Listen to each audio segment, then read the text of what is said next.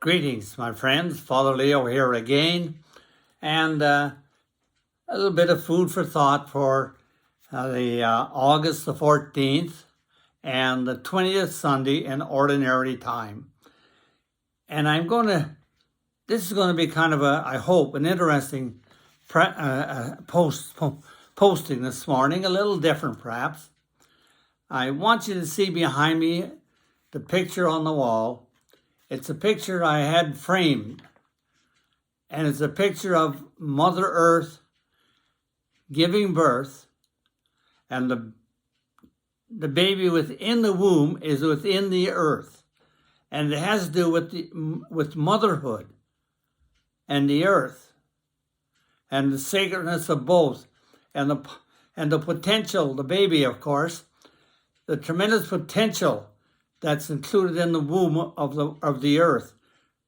And we are all earthlings. So that's kind of where we're going this morning. However, to start with, I had to look at the scriptures, of course, for Sunday. And I came across the gospel, as you just heard me read, or would hear me read if you're on Zoom tomorrow. And it says in there, here's a different picture of Jesus. So often we have a picture of Jesus presented to our gentle Jesus, meek and mild. Can it bring peace on earth? I'm a nice guy. No, not always, not always.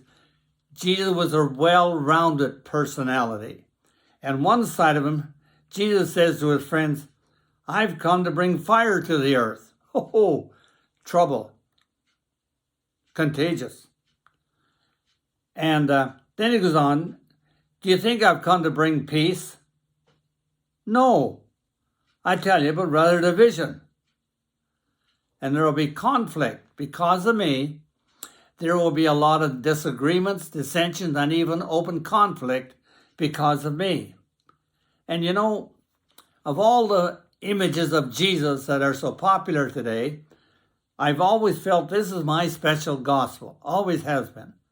Jesus was going to be a troublemaker. Jesus was going to be a troublemaker. Well, you know, I've kind of adopted that characteristic 60 years ago. If Jesus was a troublemaker, and if I was going to be faithful to Jesus, I was going to be a troublemaker, or as some people call it, a shit disturber. Stir the pot. Make the message of Jesus confrontational, if you will, challenging, if you will.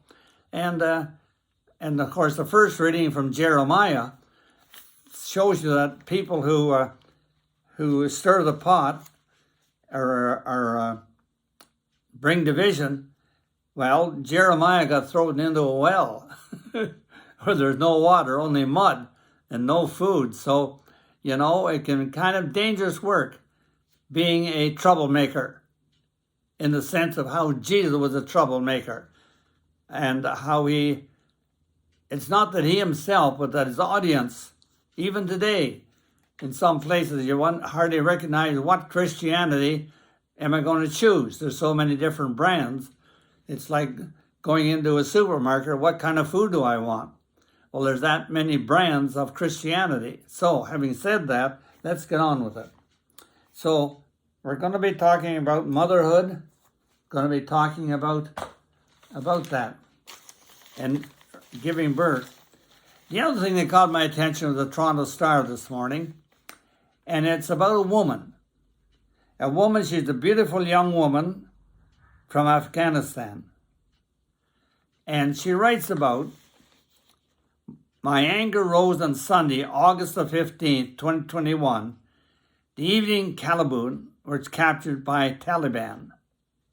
I posted a video of myself crying on social media after having spoken with my 29-year-old cousin from Kabul. So it's the story of this young woman, but what she does is talking about the importance of anger in her life. But it's not anger that's wasted. She sees it's anger because the Taliban and what they have done to the young girls, the women, their treatment and their oppression of women. And so she's the voice of a woman. and a powerful woman. And she speaks clearly in this, Afghan lives matter. Afghan lives matter. And yet, she sees the tremendous oppression of the feminine, of the women, of the girls, and she rages against it. She rages against it, much like Jesus rages against injustice in his day. And that brings me to my experience this past week, which I'm going to share a little bit, and it's a little bit of, I guess, self-revelation. As you know, Father Ray Heffernan died. His funeral was on Thursday, I believe it was, and Mass at the cathedral, and they were all there, all the boys, I shouldn't say the boys, all the old men, priests, and gathered in the sanctuary, and it was a fine service indeed. Afterwards, I walked down this aisle of the church, and I said to people, join me for lunch. And sure enough, about 12 was gathered at a restaurant for lunch. And there as we waited for our orders to be fulfilled, I stood up and I said to each person, share one story about Father Ray of how he touched your life, how it made a difference. And they did. And finally, one of them stories that told, which really shook me up, touched my heart, was one of them said, well, his mother. You see, Ray was practicing sobriety in the AA movement. A real hero in my mind. But I remember the day when Father Ray, drinking to excess, and I challenged him, just like Jesus in today's gospel. I said, Ray, it's got to stop. And I took him to a place where he could be rehabilitated, if you will, overcome his addiction. And then he came back. And this is where I see grace happening. Now here, it's not a story for the sake of telling you a story. Father Ray was very open and gave his talks at many AA meetings. So I'm not betraying any confidence here. Father Ray had that kind of humility. He surrendered. When I said, Father Ray, it's over. You've got to quit drinking. You've got to go for treatment. He could have told me to stick it in my ear.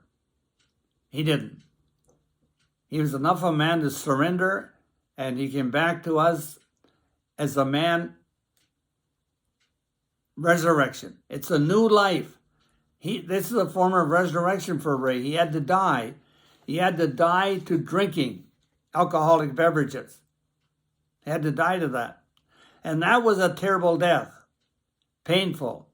And anybody who's gone through detoxification knows how painful it is to let go, to get rid of an addiction. But Father Ray did.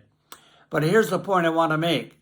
The story the person told was that afterwards, when he got back, his mother had died. And of course, she remembered him best as the man who was drinking too much and all the gossip about him. But here's the point. Apparently, and I didn't know this about Father Ray, he went to the cemetery to his mother's grave, and there he apologized. He recognized the role of the mother in his life and that he had let her down. And he wished she was still alive so he could apologize to her. But he did that in the cemetery. And yet, I know, and you know, that yes, her body is in the grave, but his mother is alive in the energy verse. And there, she would hear his apologies. She would have seen long ago his change of life, his resurrection to a whole new life, and the hundreds of people he helped as a result of being a recovering alcoholic, practicing sobriety, Father Ray and his mother. And as I heard that story, it touched something inside me regarding my mother. And I had a desire to do what he did. So after we left the restaurant, I got in my car and I drove to the cemetery where my mother and father are buried. And I sat there just to be. I had no program, no agenda, just to be. And I imagined my mother and my father, and they came alive for me in that moment. And I recognized too that, especially as a late teenager, the grief I caused my mother. I was a rebellious teenager. I caused her a lot of grief, probably caused her a lot of gray hairs, but never spoke about it, of course. And I thought, and also the other thing that caught me, and if you look at that picture on the wall, which I showed you, you see the womb of the earth. The ancient Greeks had an idea that when you died, the body went back in the earth. It was a second womb. Well, this is the first womb. And I realized that I came from her womb. I once was that little baby in the womb of my mother. And she brought me into life and nurtured me. And the big thing she gave to me, thankfully, since I had 7 sisters, she put into me and my brothers that we must always respect and treat our sisters as equals.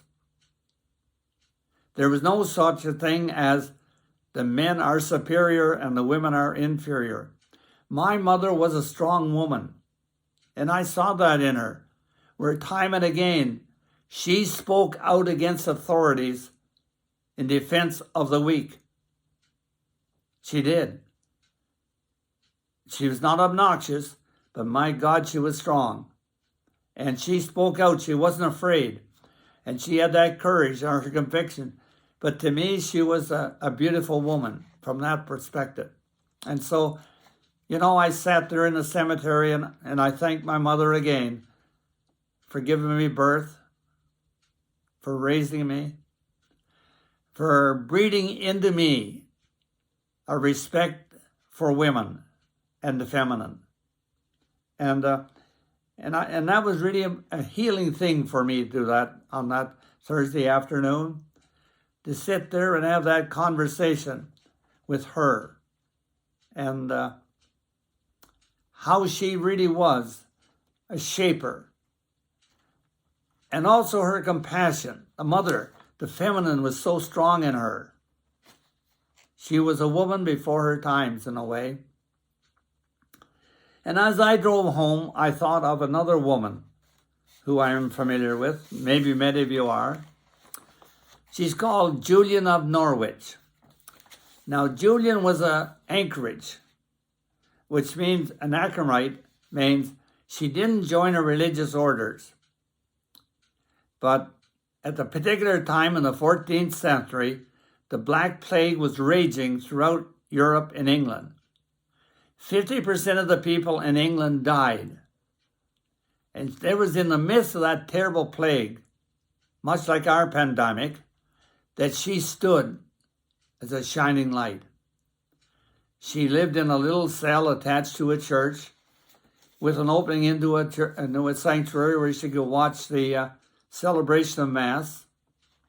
And all around her, people were dying. And people were dying, and they lost their hope. They really did. And they had to, like a lot of people who were frightened and despairing and discouraging, but keep in mind, they didn't have a healthcare system like we've had in our pandemic. No vaccines, no vaccinations. So, scapegoating. And the big thing they scapegoated was 2 things: nature and the Jews. The nature, first of all. They scapegoated nature that was no longer benevolent, that it was a threatening, destructive creation, and that it was nature against them, and they against nature, that nature was failing them. And so they scapegoated nature and blamed nature for the pandemic, for the plague. And they also looked at it once more, the scapegoating of Jews, and how they inflicted on Jews tremendous suffering because they looked for a scapegoat. And that should ring a bell with us. During the pandemic, we had our scapegoats. The first one I remember was a laboratory in China where supposedly the virus got leaked out somehow. Those bad Chinese people. Yeah, sure. Scapegoating. Eventually, when lockdowns came, vaccination came, mask wearing, scapegoating, medical offers help, scapegoating the government, scapegoating a lot of different people, but nevertheless, scapegoating. And yet, Julian didn't do that. She stood her ground, and what she did, she taught us.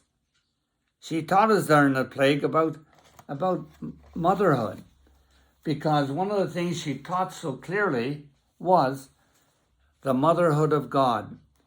And I think that's what I want to bring out here this morning is, if I can get it here,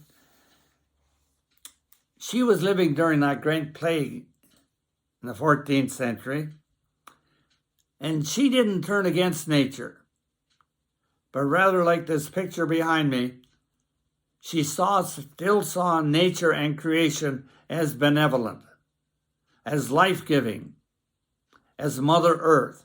And that was a big thing with Julian, was the motherhood. And at no time in history, of course, she saw around her mothers at a distance from children, because mothers didn't want to give the plague to their children. And so they didn't hug them and cuddle them the way mothers always do. And that too was something that she saw so plainly. But nevertheless, she stood solidly in her relationship with nature, and nature as mother, life giver, sustainer of life, the feminine. That stood firm in her and in her writings. And she referred to God as God as male and God as female, male and masculine and feminine, very clearly the motherhood of God.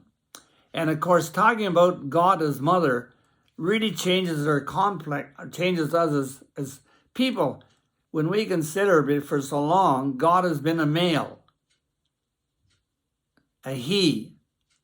Somebody gave me a feedback in my book here about a while ago, and they phoned and said, well, the only fault I have is you mentioned God as she only once. Well, that was good feedback. I won't make that mistake in my next book.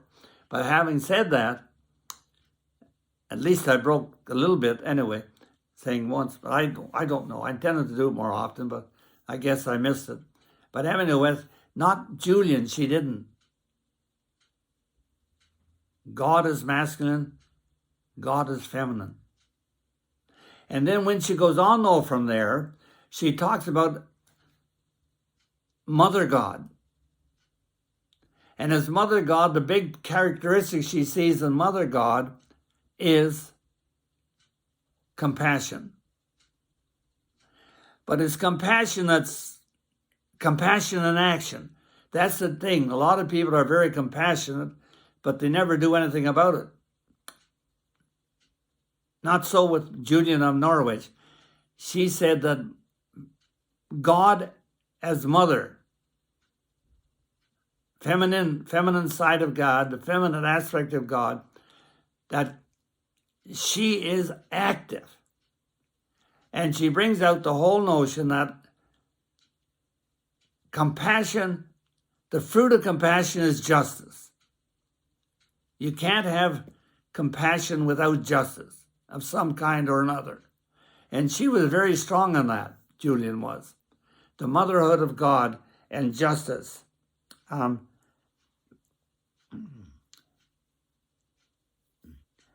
I would say Julian was a brave woman.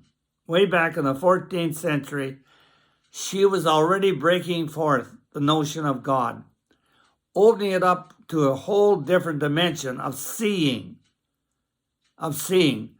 Naturally, of course, she didn't get much publicity. No. After all, Christianity is a male-dominated thing, hierarchy, what have you. So Julian, and I think I want to bring forward Julian this morning, and maybe you'll go and read some of her stuff. It's powerful. It's powerful. And how she dared to write this stuff about God as mother and the motherhood of God and Jesus as the motherhood of Jesus. It breaks us outside the box. We have to think outside the box. We have to think outside that male-dominated way of seeing, and to see it with new eyes, if you will, and how it makes all the difference in the world and how we act. And I think I leave that with the thought with that picture on the wall behind me, which you see on your screen. It's a picture of the woman bending over, Mother Earth. And there Mother Earth is giving birth in her womb. We are earthlings. We've been birthed by a mother. Mother Earth, by our human mother, and it's telling us about God. Telling us about God. God as mother. And I think we need that balance in our world today. We need the balance of that world.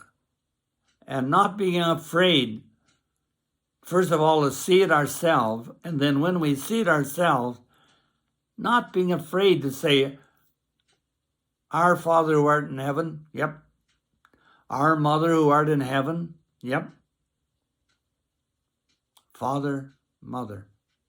And hopefully that we see the strong women today who have incarnated the spirit of somebody like Julian of Norwich, incarnated that into their own self by reason of their own mother, or those who are mother have birthed that into their daughters and sons. And what a difference that makes in the world as that continues to blossom and grow, because that's what births do. They blossom and they grow, and fruit comes from it. Better humans, greater peace on earth. And in the meantime, we do need people like Jesus, Jeremiah, like myself, who are often called shit disturbers. God bless.